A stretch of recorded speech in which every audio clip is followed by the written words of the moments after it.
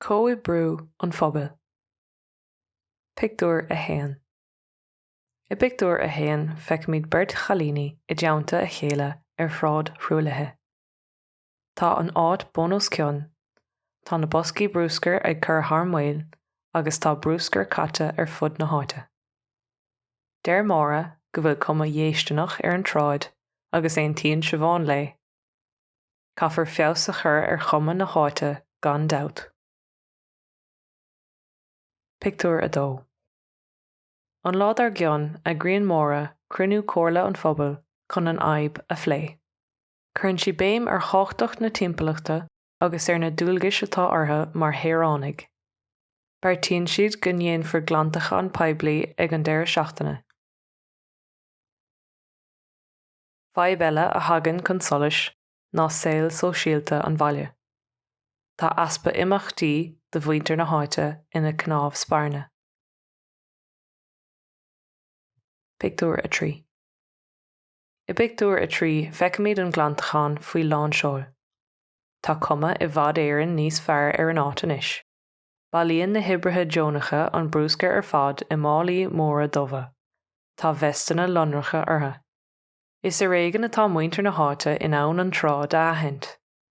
Mar a deir an seanachal, ní neart go cur le chéile. Pictiúr a ceathair. Chomá leis an lantacháin, chuirtear béim ar imeachtaí sóisialta an bhaile. Gach luain chuirtear ceolchoirim thiamsúil ar siúl de cheanóirí an bhaile. Canan na hamhránaithe go Jonach. Buineann an lucht féachana an sult as na ceolchoirimeacha. Bíonn cruinniú madair le pobal ar aire uair in aghaidh na míosa. Labhraíonn garda faoi aibeanna na cheantar agus bíonn deis ag an bpobal ceistena a chur. Bíonn slua mór ann de thír. Pictiúr a chuig.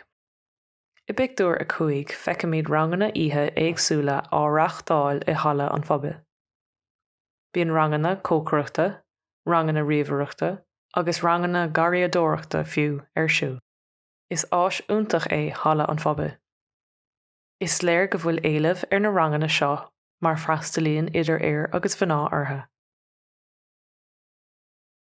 Ag deireadh an lé is mála daoine a scí a ligean agus scileanna nua a amhlaim, chomá le haithne a chur ar chairde nua. Pictiúr is sé.